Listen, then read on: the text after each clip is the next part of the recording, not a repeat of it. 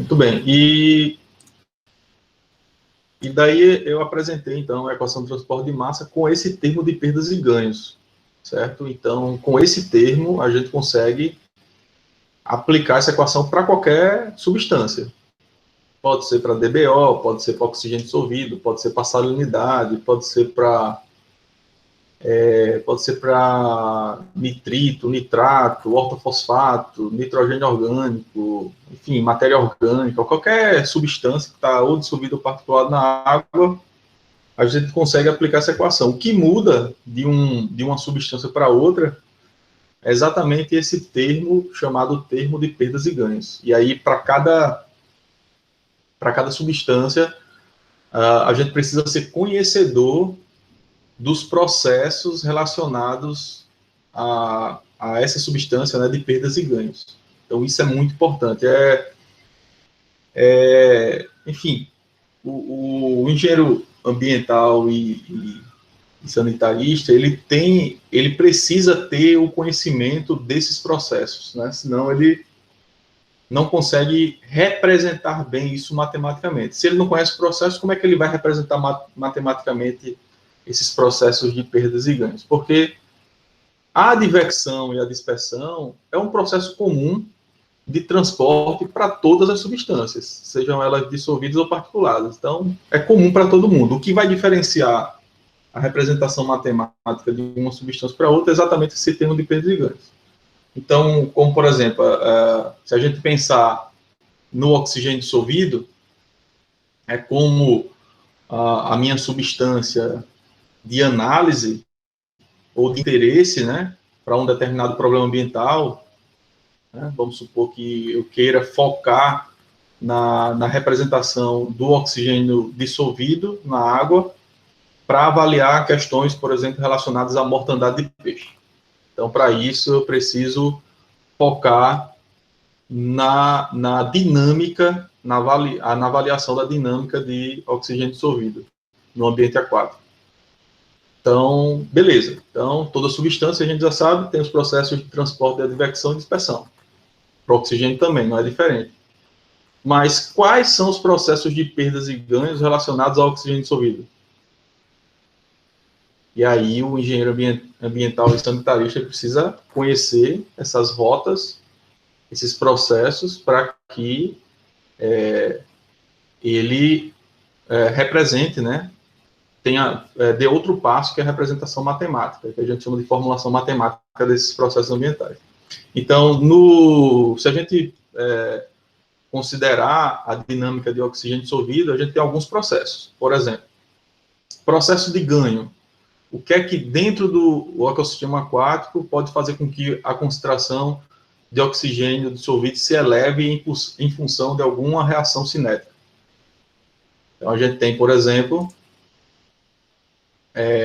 um ganho da massa de oxigênio dissolvido em função da fotossíntese. Fotossíntese é um processo ambiental que relacionado aos seres autotróficos, fotossintetizantes, que ao realizarem a fotossíntese, eles liberam oxigênio para a água. Então, analisando, né, o conteúdo de oxigênio dissolvido na água, esse processo particular ambiental de fotossíntese vai ser um processo de ganho de massa de oxigênio na água. Outro processo de ganho que a gente pode citar aqui para o oxigênio dissolvido, processo ambiental, processo de reaeração. Já comentei anteriormente, né, sobre esse processo, quando a gente estava fazendo avaliação das cargas e concentrações nos rios afluentes. E a gente focou no modelo Street Phelps e apresentamos para vocês um modelo matemático mais simples, né, de relação DBO, oxigênio dissolvido, e justamente para oxigênio dissolvido, o termo de perdas e ganhos era o termo de ganho, né, é o termo de reaeração.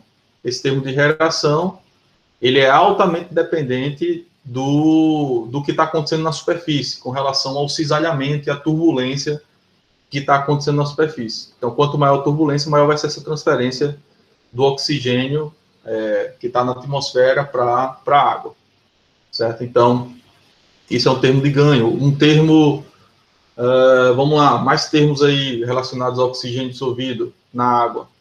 Um termo de perdas, a gente pode citar a respiração dos organismos. Não, todo organismo presente na água, todo organismo aquático, ele precisa respirar para sobreviver, e aí ele vai consumir o oxigênio dissolvido que está na água, e aí, considerando o conteúdo de oxigênio dissolvido, aquele processo de respiração vai ser um termo de perda para o oxigênio, certo? Inclusive, né, a respiração relacionada a questões de degradação da matéria orgânica, porque quem degrada a matéria orgânica no meio aquático são as bactérias heterotróficas. Então, essa comunidade aquática, que é o bacterioplâncton, né, são as bactérias heterotróficas, elas, para degradarem a matéria orgânica, o que é a degradação da matéria orgânica? É a quebra, né, das moléculas pelas bactérias. Então, elas vão quebrando as moléculas mais complexas em moléculas mais simples. Então, é isso que elas fazem. Então, elas consomem parte da matéria orgânica e, de quebra, elas vão transformando, né, essas moléculas complexas em moléculas mais simples. Então, a matéria orgânica ela vai se transformando, né, durante esse processo de degradação, né, em minerais, por exemplo, em nutrientes inorgânicos, tá? Então, elementos mais simples. Então, a respiração do bacterioplâncton é um dos fatores mais importantes relacionados ao consumo de oxigênio na água, que está, obviamente, né, relacionado ao conteúdo de matéria orgânica. Então, quanto maior a quantidade de matéria orgânica no meio, maior vai ser, né, a demanda por oxigênio que os seres heterotróficos vão precisar para degradar aquela matéria orgânica. Então, vai acontecer um consumo de oxigênio por respiração do bacterioplâncton. Então, isso, só que tem mais, né, organismos ali que estão respirando também, né, não é só as bactérias para degradar. Então, peixes, até as algas, né, respiram oxigênio, consomem oxigênio. Então, todos os seres, né, vivos, eles requerem oxigênio para sobreviver na água. Então, essa é uma análise técnica, né, que a gente precisa fazer sempre, né, quando a gente vai tentar representar alguma substância, a gente precisa conhecer profundamente quem são esses processos que vão fazer com que a concentração daquela substância vá aumentar ou vá diminuir. Então, que a gente chama de reações cinéticas, então, que estão ligados, né, às substâncias não conservativas. Então, a gente precisa conhecer isso aí. Então, é o que eu falo. Quanto mais vocês lerem, né,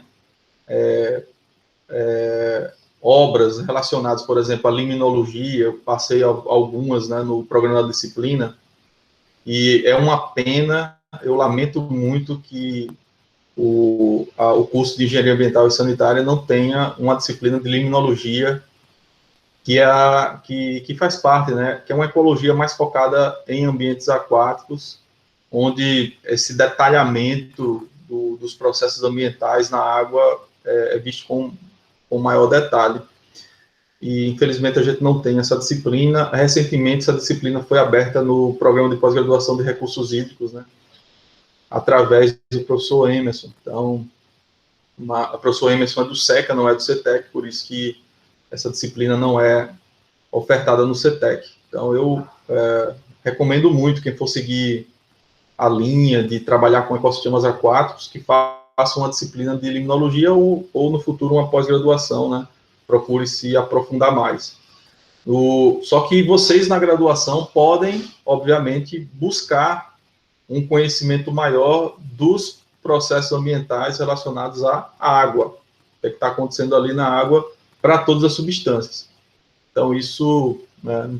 Isso se faz com leitura de referências aí especializadas na área de limnologia, e é o que eu recomendo que vocês façam, porque nessa disciplina a gente não consegue explorar com profundidade todos esses processos ambientais relacionados às substâncias, né? E organismos aquáticos que existem em um ecossistema aquático. Então, não dá para fazer essa exploração.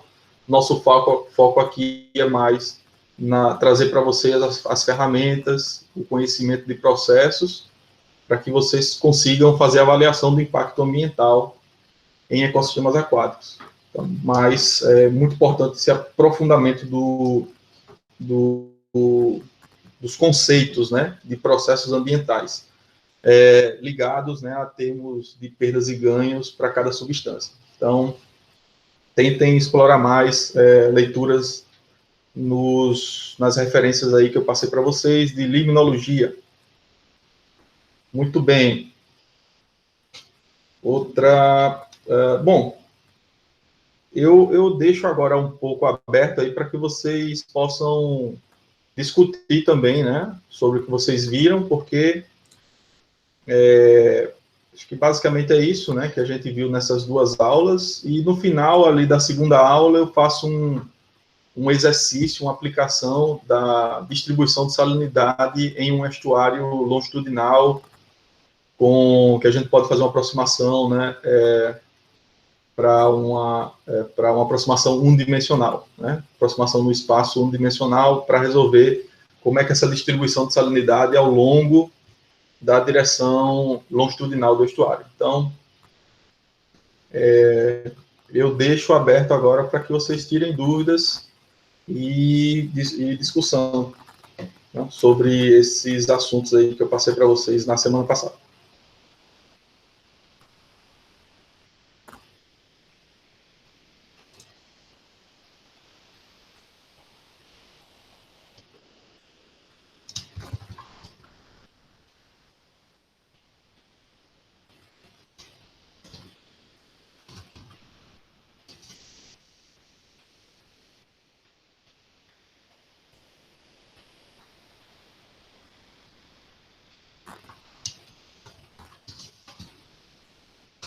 Quem tem dúvidas, questões sobre as aulas? Bom, outra coisa que a gente pode explorar, então, na aula de hoje é um pouco sobre o trabalho 2, queria perguntar como é que está, se alguém tem alguma dúvida sobre o segundo trabalho, que é a geração de cargas e concentrações nos rios afluentes, especificamente no rio Mudaú. Alguém tem alguma questão, alguma dúvida sobre esse trabalho? Professor, Sim. eu tenho uma dúvida em relação. No caso, quando é a parte de adotar valores de carga per capita, no caso, a gente pega esses valores em algum lugar determinado, ou a gente ou tem uma estimativa, por exemplo, como se fosse resíduos sólidos por habitante no Brasil, vamos supor, a gente vai pegar uma média de algum lugar, ou tem algum lugar que a gente consiga isso assim mais específico para os municípios? Para os municípios, carga per capita, eu recomendo o livro do Von Spelling. Não sei se vocês conhecem, acho que vocês viram em alguma disciplina e trabalharam com o livro, deixa eu ver aqui o título do livro, mas é com relação a um livro sobre tratamento de esgoto, e ele apresenta nesse livro os coeficientes per capita, as taxas per capita, né? Deixa eu ver aqui, Von Spelling. Aqui, a Introdução à Qualidade de Água e ao Tratamento de Esgoto. Então, nesse livro, Introdução à Qualidade das Águas e ao Tratamento de Esgotos, ele traz essas tabelas. Se vocês procurarem um pouquinho, vocês vão achar também na internet fácil recortes aí do PDF sobre esse conteúdo, tá? Das cargas per capita referentes ao que ele está colocando no livro. Então, recomendo que vocês... vou colocar aqui o link do livro e aí vocês depois exploram, tá?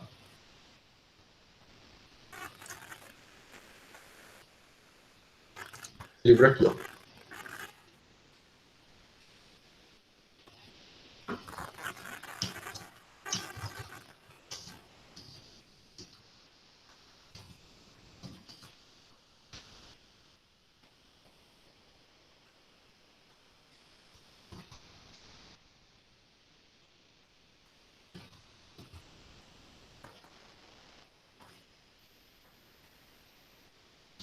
Alguém levantou mais a mão? Deixa eu ver aqui.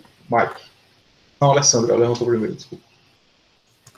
Professor, eu estou com dúvida na etapa 5, que ele pede para determinar a carga remanescente após o decaimento de carga pela presença. Aí, no caso, a gente vai procurar informações sobre tipo, o sistema de coleta, de tratamento dos municípios e aplicar a equação de decaimento, não é isso? Porque aí depois faz a mistura e depois, aí no próximo ponto, faz de novo a da mistura, depois aplica a outra. É isso? Perfeito. É isso. O que chega na calha do rio é o que a gente chama de carga remanescente. Certo? Então, tem uma carga bruta que é produzida no município e a gente calcula em função das taxas per capita, né? E só que essa carga bruta, ela vai chegar na calha do rio e vai sofrer processos, né, de degradação dessa matéria orgânica. Então, vai sofrer algum decaimento.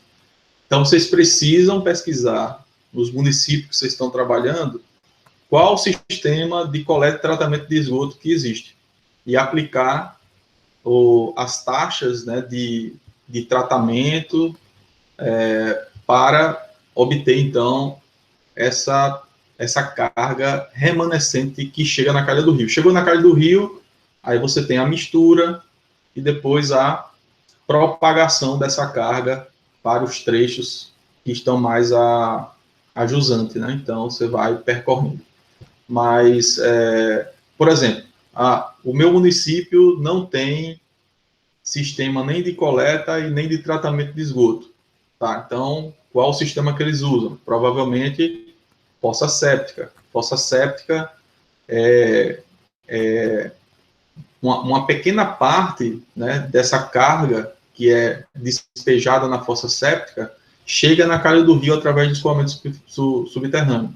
Geralmente é em torno de, na literatura também, nesse livro que eu passei para vocês, ele apresenta também esses coeficientes, né, de decaimento, mas em geral em torno de 50%, 50%, 70%, né, de decaimento da fossa séptica até chegar na calha do rio. Tá? Então, é um abatimento dessa carga, né, pelo sistema de tratamento.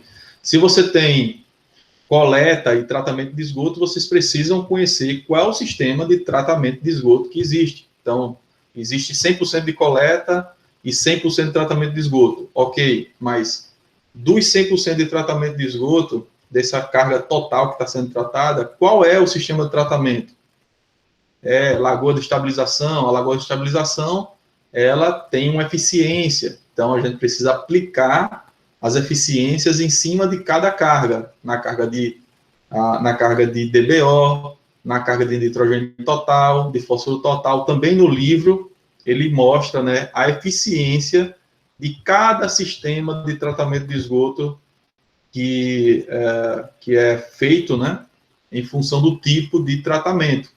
Tá? Então, é só pegar essas eficiências e aplicar. Vamos supor o seguinte, que o teu município, ele coleta 100%, mas só trata 50%. Então, a gente pega, 50%, aplica as taxas de eficiência, de acordo com a literatura, né, em função do tipo de tratamento, e não aplica essas eficiências para os outros 50%. Então, a gente precisa, né, sempre ter essa referência do que é coletado, da quantidade que é tratado e qual é o sistema de tratamento, porque para cada sistema de tratamento eu vou ter um grau de eficiência e de abatimento, né, dessas cargas. O Mike. Tá certo, professora, porque eu realmente tinha ficado na dúvida com relação, porque eu achei que não ia considerar. Se, por exemplo, não tivesse rede coletora de esgoto, se fosse só fossa séptica, eu iria desconsiderar a carga que estaria chegando. Mas nesse caso, como você falou que chega, eu vou...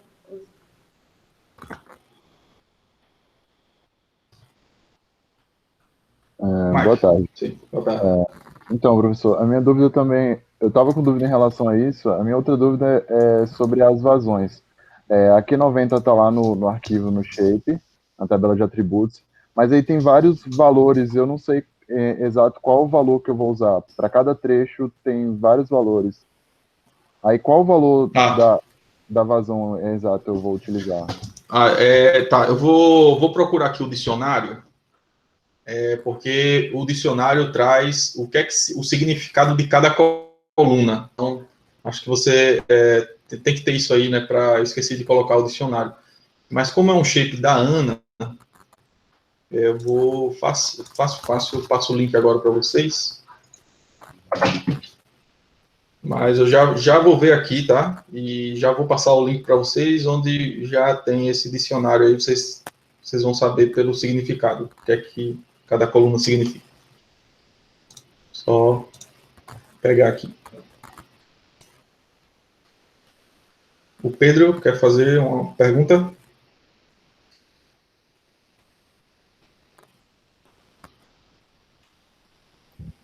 Eu acho que é outra pessoa. Desculpa. Quem é que quer fazer uma pergunta? Ninguém? A Alessandra está com a mão levantada ainda, mas acho que ela esqueceu de... Era eu que Marcos, mas foi parte sobre o que a Alessandra falou. Mas, assim, a gente tem que adotar o valor do rio semelhante ao limite estabelecido pelo classe 2 da CONAMA 357, né? Perfeito. Aí, a variável nitrogênio, acredito, ela varia de acordo com o pH. Aí a gente tem que meio que saber o pH para saber qual valor utilizar para concentração.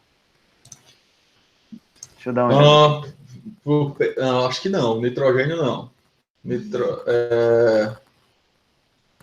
Porque assim, ó, vocês vão fazer essa análise para 4 variáveis, né?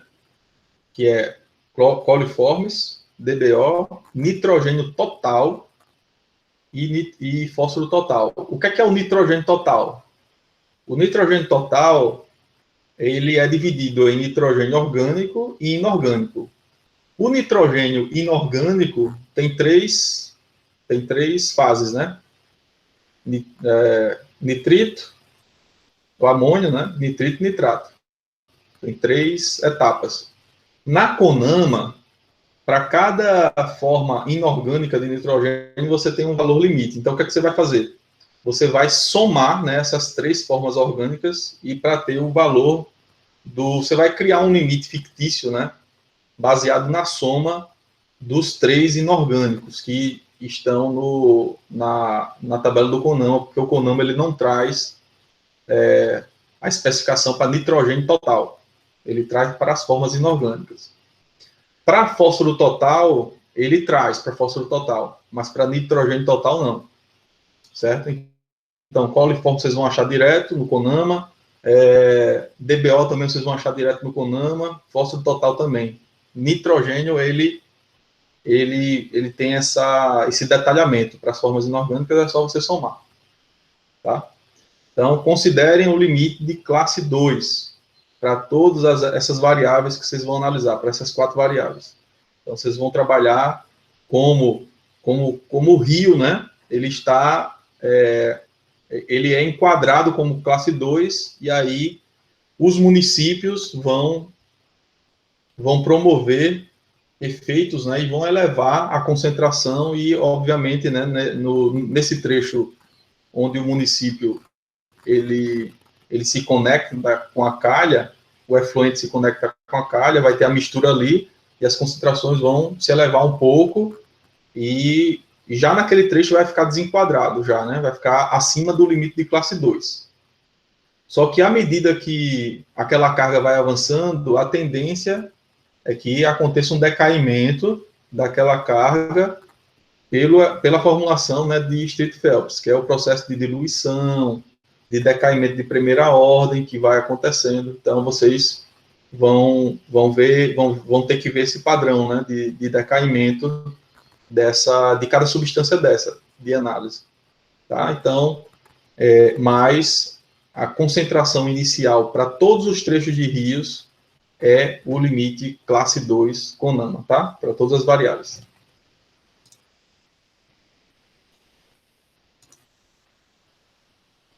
Alguém quer fazer mais alguma questão? Professor, se eu não conseguir encontrar os dados sobre coleta de esgoto na cidade onde eu peguei, qual a consideração que eu faço para isso? Não, você consegue. Isso aí é no mínimo, você vai conseguir ele, que é no último levantamento do IBGE, tá? Então, o último que aconteceu foi 2010, já faz um tempão já.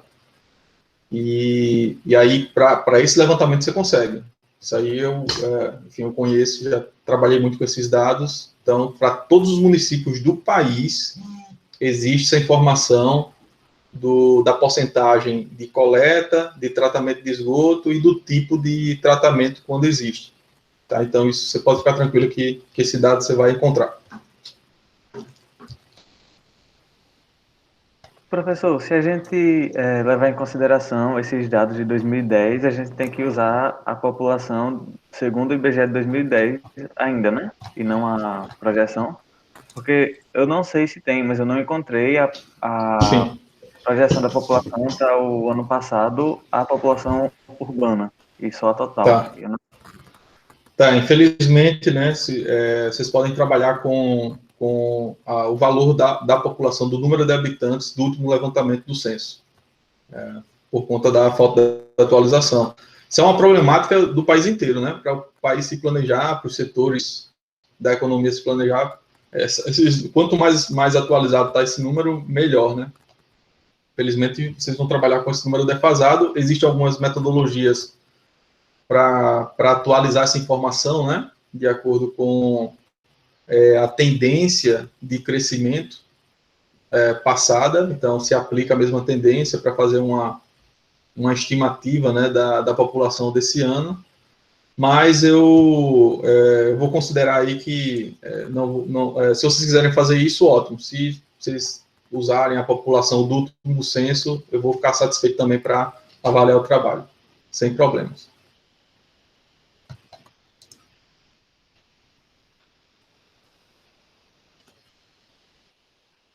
Tá aí o link aí, já passaram o link aí do censo de 2010, que foi o último censo.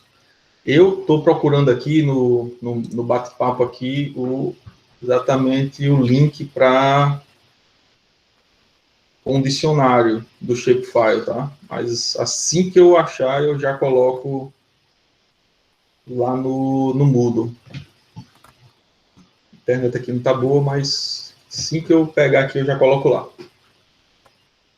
Alguém tem mais alguma dúvida sobre o trabalho?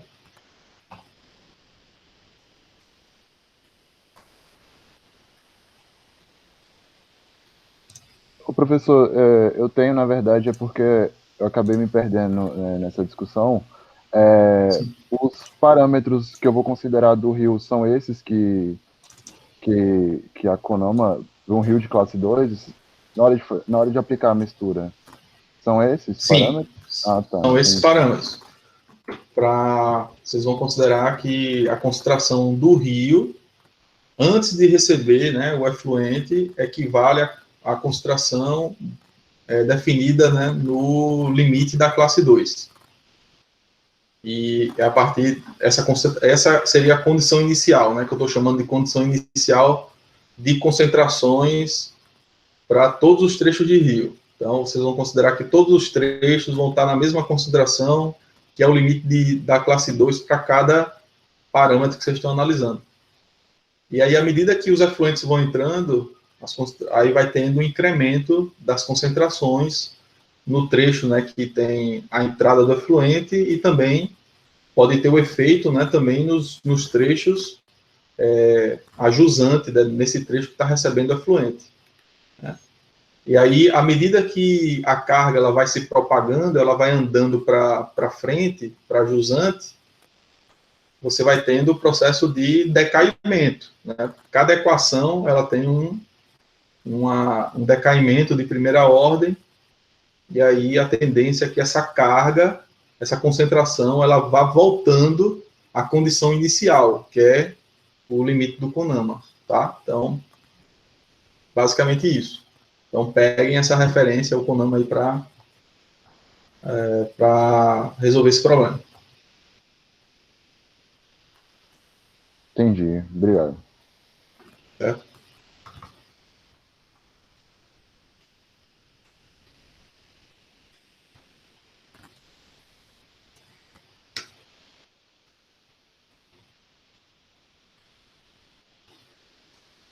Pessoal, alguém tem mais alguma questão? Dúvidas aí para tratar? Vou fechar então a gravação.